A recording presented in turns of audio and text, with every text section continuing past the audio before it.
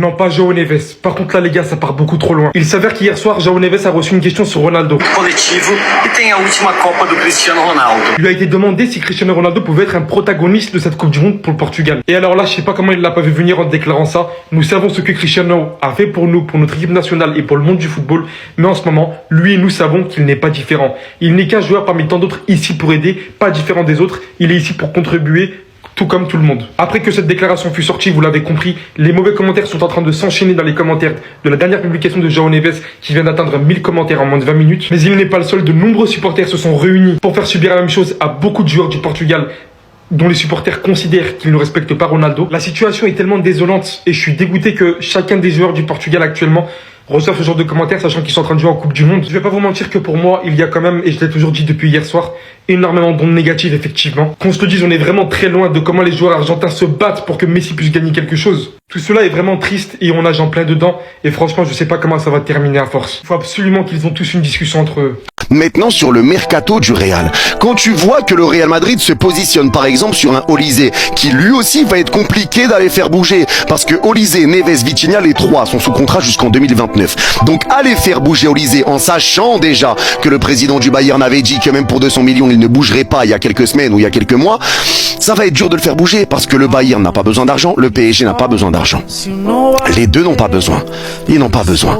Et surtout pour ces joueurs-là, peut-être que partir dans un Real Madrid qui est dans une période délicate, est-ce qu'il y a un réel intérêt? Maintenant, moi, je vais dire quelque chose ou je vais me positionner sur quelque chose. Récupérer Olise pour le Real Madrid ne réglera pas les problèmes. Et je vais m'expliquer parce que l'arrivée d'Olise, c'est un joueur qui joue sur le côté droit. Ce qui fait que si tu prends Olise à droite, ça va te laisser Mbappé en neuf. Et Mbappé en neuf, ce n'est pas possible. Ça ne marche pas. Ça ne marche pas.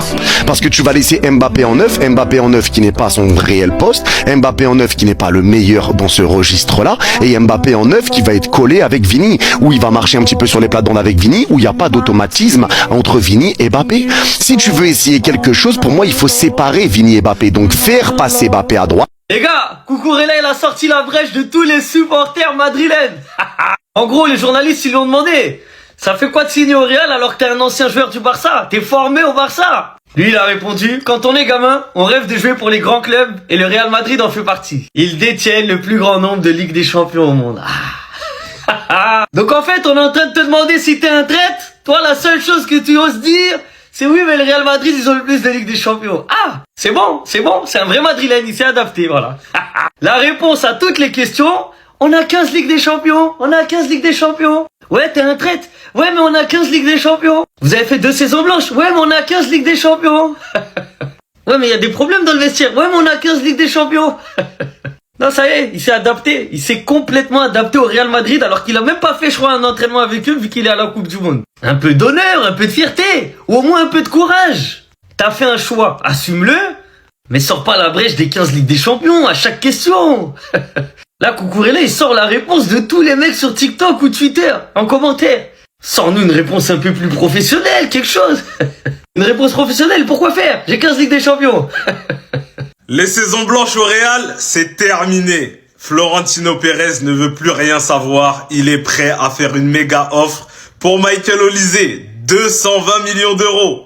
Il a vu la passe décisive d'Olise pour Mbappé à la Coupe du Monde. Il a dit ça y est, c'est lui qu'il faut. L'ancien, il est fâché. Tous les joueurs qu'il a pris gratuits, il a économisé pour mettre 220 sur une pépite. Et la pépite, c'est Olise. Le vieux, il était critiquable ces derniers temps. Mais là, ce qu'il est en train de faire, avec Mourinho qui parle dans sa tête en plus, Cucurella, Ibou Konaté, à droite, Dumfries, Bernardo Silva, et là, peut-être Olise. Mais là, le club, il va changer de dimension carrément. Parce que là, il est en train de faire du galactique, mais du galactique cohérent. Donc là, est-ce que c'est une bonne chose selon vous? Est-ce que c'est compatible avec Vini et Mbappé devant? Est-ce que ça va marcher? Mais là, quand on voit l'équipe qui pourrait avoir le Real sur le papier, waouh, ça va revenir au premier plan. Liga, Ligue des Champions, dans les 2-3 ans à venir. Clair, net et précis. Je pensais pas qu'Olysée il allait la mettre aussi profond dans le cul au Bayern. Il aura suffi 2 semaines à Mobutu pour le convaincre de supprimer tous ses postes avec son ex. Et comme Papi Pérez il a beaucoup trop d'ego, Madrid serait prêt à payer 223 millions d'euros pour Michael Olysée. Comme pour le joueur le plus toxique du monde, tout le mercato du Real Madrid sera inattendu. Des communicados officiels peuvent arriver à chaque instant et l'opération a déjà commencé. L'objectif maintenant pour Madrid est de signer Olysée et le raciste argentin le même été et peut-être même à la même heure. 220 millions d'euros pour enfin permettre à Mbappé de jouer avec un mec qui le comprend sur le terrain. De l'autre côté, Madrid estime maintenant qu'on va devoir virer un joueur au milieu de terrain. Selon Marca, les 2 joueurs qui ont signé à l'UFC la saison dernière sont ciblés. Je vais pas vous faire de dessin, Aurélien Nganou et Fede Valverde pourraient nous quitter cet été. Malgré tout, plusieurs clubs de première ligue ont manifesté leur intérêt pour le joueur qui a gâché notre saison en Ligue des Champions. Et de surcroît, Paris a informellement approché Eduardo Camavinga, cependant le joueur ne veut pas partir. Olysée, je pense qu'il a compris que son destin il est beaucoup plus grand que le Bayern Munich aujourd'hui. Viens rejoindre l'armée du capitaine Mobutu, il va te mettre dans les bonnes conditions pour aller remporter ton ballon d'or. Cet été, on est précis pas pressé et vous l'avez vu avec nos derniers mouvements dans ce mercato. De votre côté, n'hésitez pas à me dire si vous pensez vraiment que ça va se faire. Moi, je pense qu'il se BR sur nous et surtout, n'hésitez pas à vous abonner. En attendant, c'était votre gars Silas pour nouveau banger. Les Barcelonais, j'ai du respect pour vous. J'ai énormément de respect pour vous. Et vous savez pourquoi? Parce que vous, les joueurs qui ont prouvé dans votre club, même quand ils sont pas bons, vous allez les défendre et vous allez mettre leurs qualités en avant. Pedri, par moment, il est bizarre. Mais je vois jamais les Barcelonais le remettre en question. Toujours, ouais, mais vous êtes fous. Pedri cela, Pedri cela, Pedri ceci. Et que nous, les Madrilènes, on est prêts à dézinguer ceux qui ont prouvé. J'ai l'impression qu'il y a certains Madrilènes qui viennent d'apprendre avec son match d'hier qu'on a un putain de joueur, en fait. Bellingham, comme s'il nous avait pas déjà prouvé au Real Madrid que c'était un putain de joueur. Quand on se rend compte que dans des meilleures conditions où ils sont respectés, ils sont bouillants, ah ben on est choqué. Bellingham, Vinicius, etc. des joueurs monstres. Et on voit que quand tu les mets dans des bonnes conditions, incroyable, rien à dire. Mais nous on défend pas ceux qui ont prouvé. Il est respecté. On voit quel genre de joueur il est, les gars. Il a 22 ans. Il a 22 ans. C'est ça qu'on oublie parfois. Il a 22 ans. Et voilà. Waouh, le joueur, Belly. Non.